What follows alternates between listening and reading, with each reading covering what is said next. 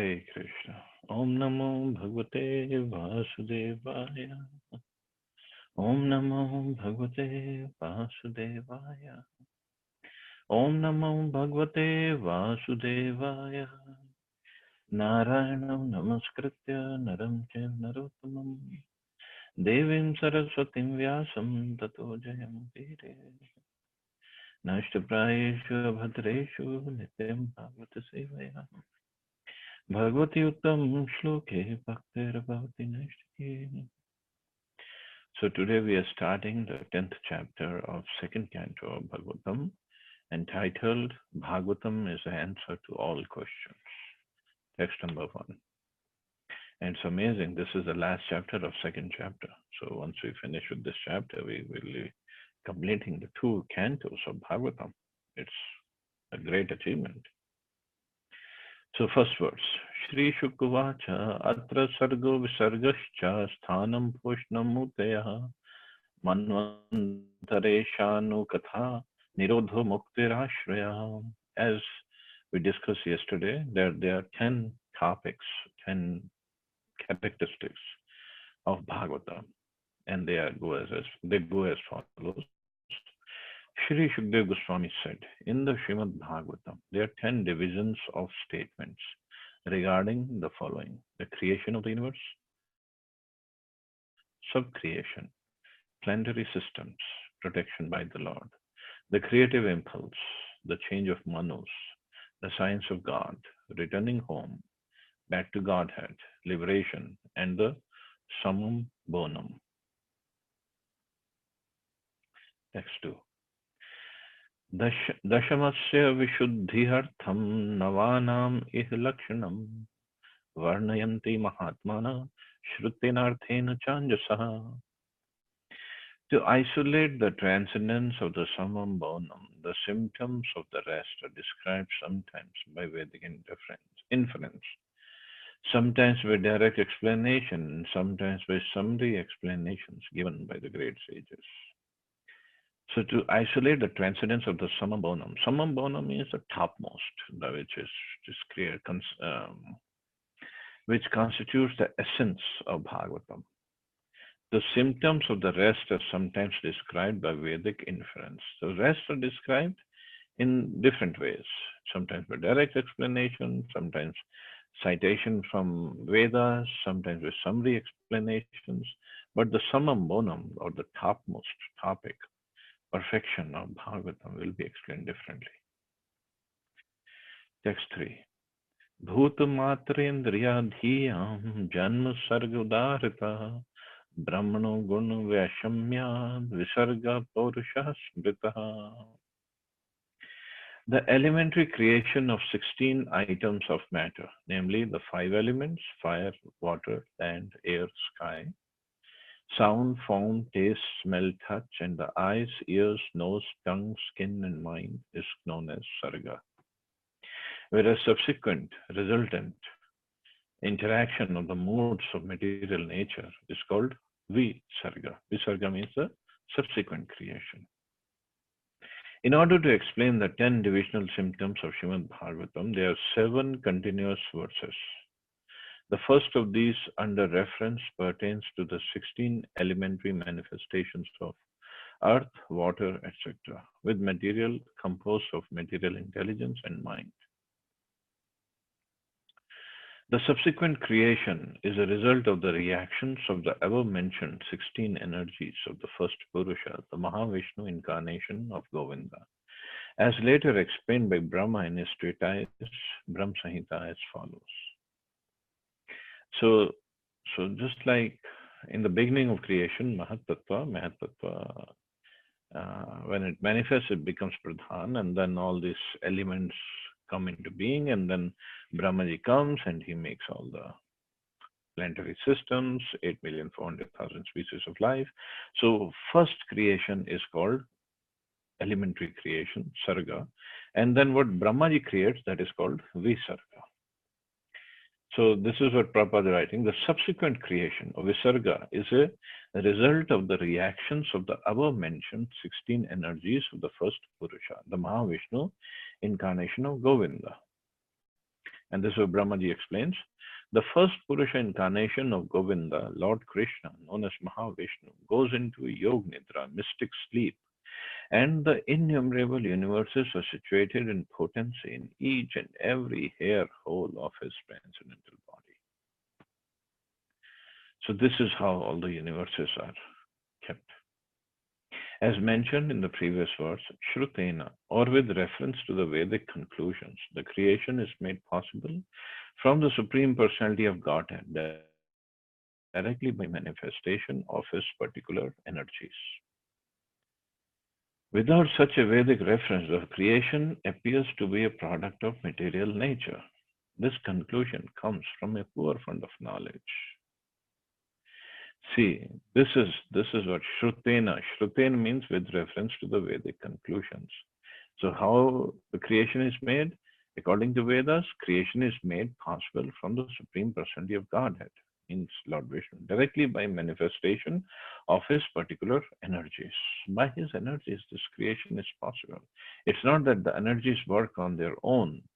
Energies come from nowhere, means in nature. People sometimes say, oh, by nature everything is created. By nature means energy. Whose nature? Whose energy? Who's the source of energy? Who is moving this particular energy in the way he wants to?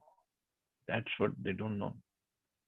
And this is what Prabhupada is saying. Without such a Vedic reference, the creation appears to be a product of material nature. This conclusion comes from a poor fund of knowledge. From Vedic reference, it is concluded that the origin of all energies, namely internal, external, and marginal, is the Supreme Personality of Godhead.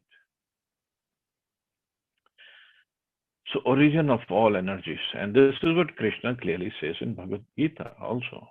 Aham sarvasya prabhava, everything comes from me. It's simple as that. And as explained herein before, the illusory conclusion is that creation is made by the inert material nature. The Vedic conclusion is transcendental light, whereas the non-Vedic conclusion is material darkness. The internal potency of the Supreme Lord is identical with the Supreme Lord, and the external potency is enlivened in contact with the internal potency. The part and parcels of the internal potency which react in contact with the external potency are called the marginal potency or the living entities. So even the external energy of the Lord, it becomes enlivened or active when it comes in contact with these jivas. Not only jivas, also when it comes in contact with the Paramatma. Without that, even the Maya cannot act, or the external potency, Bahiranga Shakti cannot act on its own. Thus, the original creation is directly from the Supreme Personality of Godhead, or Param Brahman, and the secondary creation, as a reactionary result of the original ingredients, is made by Brahma. Thus, the activities of the whole universe are started. Text form. Sthitiru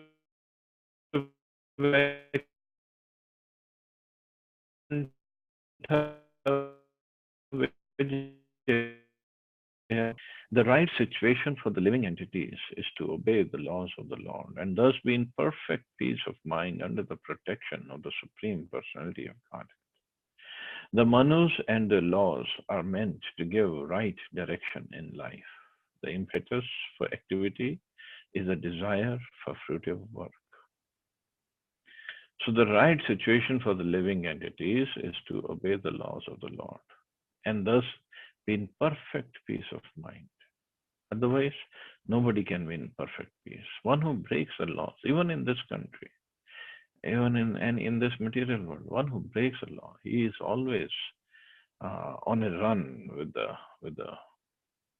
law or the cops or the police. But one who obeys the laws, he is in perfect state of mind, peace of mind. The manus and the laws are meant to give right direction in their life. So this is the job of the manus.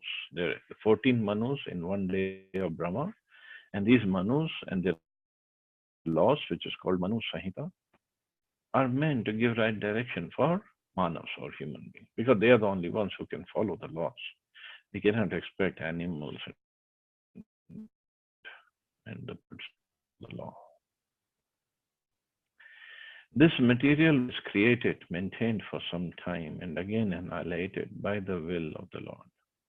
The ingredients for creation and subordinate creator Brahma are first created by Lord Vishnu in his first and second incarnations. The first Purusha incarnation is Mahavishnu, and the second Purusha incarnation is the Garbhodakshaya Vishnu, from whom Brahma is created. The third Purusha avatar is Kshirodaksha Vishnu, who lives as a super soul of everything in the universe and maintains the creation generated by Brahma.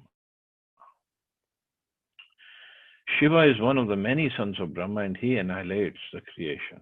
Therefore, the original creator of the universe is Vishnu, and he is also the maintainer of the created beings by his causeless mercy.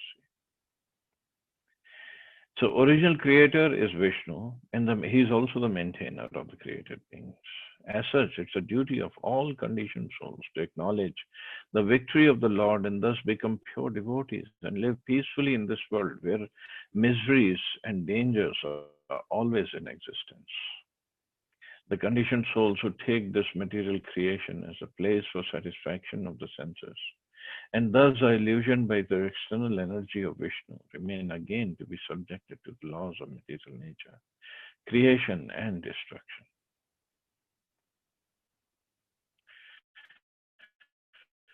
So the devotees of the Lord, they're always at peace, but the conditioned souls who take this material creation as a place for satisfaction of the senses.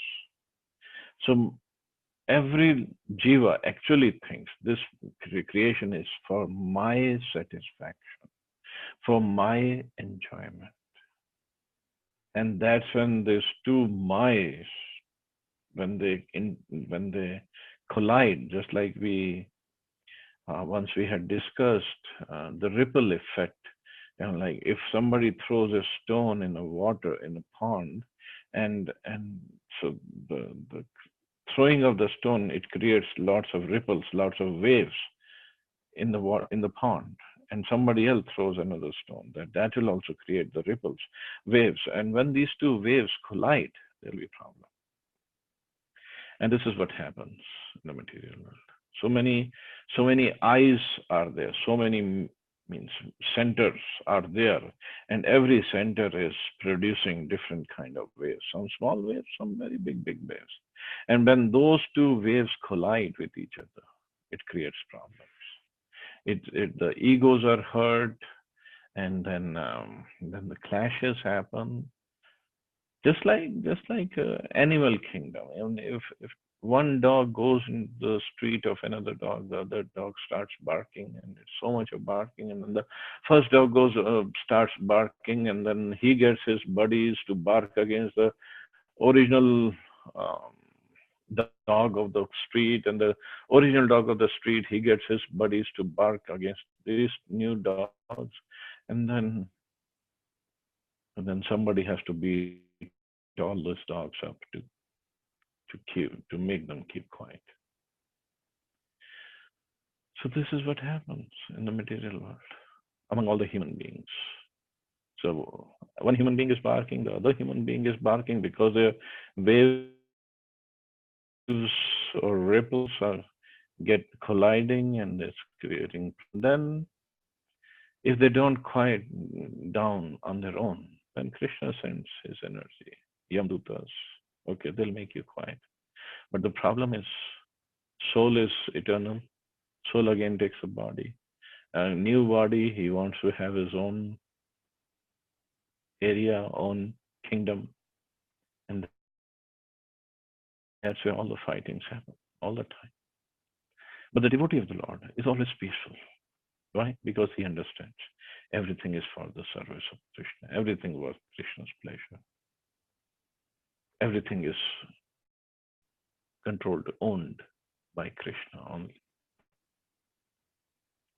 In the Bhagavad Gita, it is said that beginning from the topmost planet of this universe down to the lowest planet, Patal Loka, all are destructible, and the conditioned souls may travel in space either by good or bad work or by modern aircraft But they are sure to die everywhere, although the duration of life in different planets is different. The only means to attain eternal life is to go back home, back to God, where there is no more birth, as in the material planets. The conditioned souls, being unaware of this very simple fact because of forgetting their relationship with the Lord of Vaikuntha, try to plan out a permanent life in this material world. Being illusioned by the external energy, they thus become engaged in various types of economic and religious development, forgetting that they're meant for going back home, back to Godhead. This forgetfulness is so strong due to the influence of Maya that the conditioned souls do not at all want to go back to Godhead. By sense enjoyment, they become victims of birth and death repeatedly, and thus spoil human lives, which are chances for going back to Vishnu. The directive scriptures made by Manus in different ages and millenniums are called Sadharma, good guidance for the human beings, who should take advantage of all the revealed scriptures for their own interest to make life's successful termination. So, so this is the whole idea of human beings, human lives, to try to find out how can I go back and back to Godhead, and to be eligible, to be qualified to go back and back to Godhead. One has to live this life in full God consciousness. Not that in this life we keep on fighting with others, keep on fighting over I, me, and mine, and we think at the end of life I'll be eligible, I'll be qualified, I'll be entitled, I'll be pure enough to enter the spiritual world. The training, not just the training, the implementation of this training has to happen in this lifetime only. Then we are eligible. Wonderful qualities we all have studied in Bhagavad Gita, 12th chapter, end of 12th chapter, 13th chapter. They are wonderful qualities of given what we have to develop before we think we can become devotees of the Lord. Because the good quality of devotees is not given in those qualities. The quality of devotee is to love Krishna, to serve Krishna with full heart, with surrender. But anyway, to train us, to purify us, to rectify us, all these guidance is given. And Manus also give their sadharma, a good guidance for the human beings. The creation is not false, it's temporary manifestation just to give a chance for the conditioned souls to go back to Godhead. The desire to go back to Godhead and functions performed in that direction from the right path of work. When such a regulative path is accepted, the Lord gives all protection to his devotees by his causeless mercy, while the non-devotees risk their own activities to bind themselves in a chain of fruitive reactions. The word sadharma is significant in this connection. Sadharma, or duty performed for going back to Godhead, and thus becoming his unalloyed devotee, is the only pious activity. All others may pretend to be pious, but actually they are not. It's for this reason only that the Lord advises in Bhagavad Gita that one give up all so-called religious activities and completely engage in the devotion service of the Lord, to become free from all anxieties due to the dangerous life of material existence. So Lord gives this advice in Bhagavad Gita. Give up all so-called religious activities. Sarva dharman parityaja mam ekam sharanam braja. And Krishna says, I'll deliver you from all kinds of sins. Do not worry. To work situated in Sadharma is the right direction of life. One's aim of life should be to go back home, back to Godhead, and not be subjected to repeated births and deaths in this material world by getting good or bad bodies for temporary existence. Herein lies the intelligence of human life, and one should desire the activities of life in that way. So this is the intelligence. This is the right way of living a human life.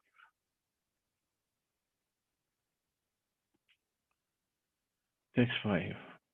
Avtaranअनुचरितं हरेश्चास्य अनुवर्तिनां पुंसम् ईश कथा प्रोक्ता Nana Kyanopabramhita. The science of God describes the incarnations of the personality of Godhead and his different activities together with the activities of his great devotees. So that is Ishanukathaya. During the course of the existence of the cosmic manifestation, the chronology of history is created, recording the activities of the living entities. People in general have a tendency to learn the history and narrations of different men and times, but due to a lack of knowledge in the science of Godhead, they are not apt to study the history of the incarnations of the personality of Godhead. So people are very much interested in history. Of course, not everybody loves the subject matter history, but in the school, but at least they're interested in what happened before. So Prabhupada is saying, so recording the activities of the living entities, but they are, they should also study of the incarnations of the personality of Godhead. See, Prabhupada uses the right word here, history of the incarnations. It's not mythology. These days, so-called people who have some knowledge, they say, oh, it's all mythology. This is a mythological, Hindu mythology. They like the word Hindu mythology, Greek mythology. There's no such thing in mythology. This is the history of the incarnations of the personality of Godhead. It should always be remembered that the material creation is created for the salvation of the conditioned souls. The merciful Lord, out of his causeless mercy, descends to various planets in the material world and acts for the salvation of the conditioned souls. That makes the history and narrations worth reading. Srimad Bhagavatam offers such transcendental topics of the Lord in relationship with great devotees. Therefore, the topics of the devotees and the Lord are to be given respectful oral reception.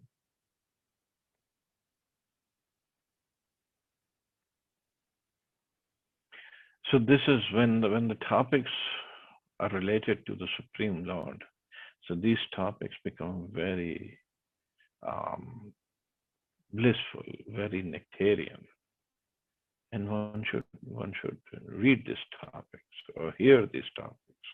And this is proposing topics of the devotees and the Lord are to be given a respectful oral reception. They should be heard properly and respectfully. Text 6. Nirodho asyanushayanam atmana sahashaktibhi muktirhitva anyatharupam swarupena vyavasthiti. The merging of the living entity along with this conditional living tendency with the mystic lying down of the Mahavishnu is called the winding up of the cosmic manifestation. Liberation is the permanent situation of the form of living entity after he gives up the changeable, gross and subtle material bodies. So what is liberation? Permanent situation of the form of living entity. Permanent situation, that is mukti. After he gives up the changeable, gross and subtle material bodies. So as long as we continue taking birth and dying, we cannot be mukta, we cannot be liberated. As we have discussed several times, there are two types of living entities. Most of them are ever liberated or nitya muktas, while some of them are ever conditioned.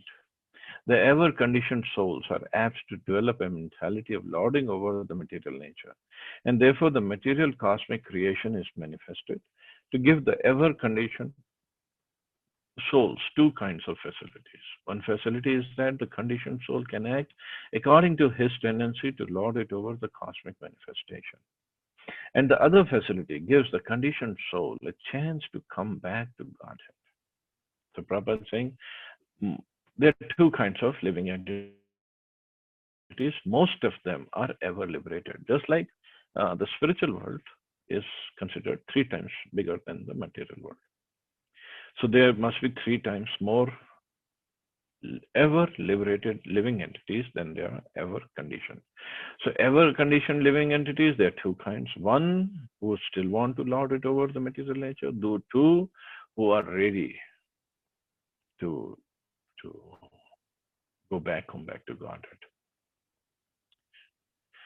So after the winding up of the cosmic manifestation, most of the conditioned souls merge into the existence of the Mahavishnu, personality of Godhead, lying in his mystic slumber to be created again in the next creation. But some of the conditioned souls, so again they are very rare. So Mahatma Sudurlabha, one who takes shelter of the Supreme Personality of Godhead, those Mahatmas, those great souls are very rare. So some of the conditioned souls who follow the transcendental sound in the form of Vedic literatures and are thus able to go back to Godhead, attain spiritual and original bodies after quitting the conditional, gross and subtle material bodies. So those some conditioned souls, they become liberated. The material conditional bodies develop out of the living entities' forgetfulness of their relationship with Godhead. And during the course of the cosmic manifestation, the conditioned souls are given a chance to revive the original status of life with the help of revealed scriptures, so mercifully compiled by the Lord in his different incarnations. So these conditioned souls who are ready to revive their original status of life are given revealed scriptures, are given the association, and they do get to know the pastimes of the Lord by which they get attracted towards the Lord. The material conditional bodies develop out of living entities' forgetfulness. Okay. Reading or hearing of such transcendental literatures helps one become liberated even in the conditional state of material existence. So, this liberation, muktir hitva nitha rupam swarupena vyavastiti. So once one living entity is established in his original constitutional position, means he is liberated, even though he could be living in the material body. Means he is liberated or he is on the path of liberation. So it just like Prabhupada once explained. Suppose I fly from America to India. So I'm in the plane, but if somebody calls America, they would say, "Oh, Vijayapriya has gone to India." I haven't reached India yet. I'm on the way to India. So, but it is in a more or less state. It is considered I have reached India because I'm on the way to India. Unless until the plane crashes or I just take a parachute and jump out of the plane or do something nonsense, I will reach India.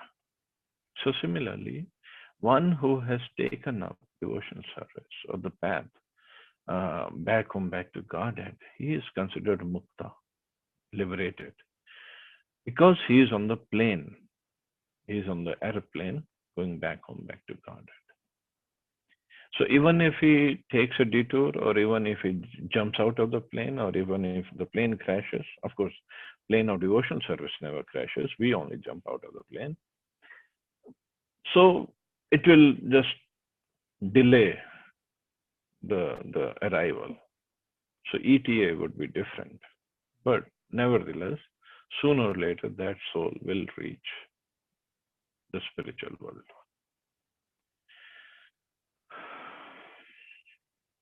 Everyone is after some pleasure of humor or enjoyment, but does not know the supreme source of all attraction, Rasovaisa.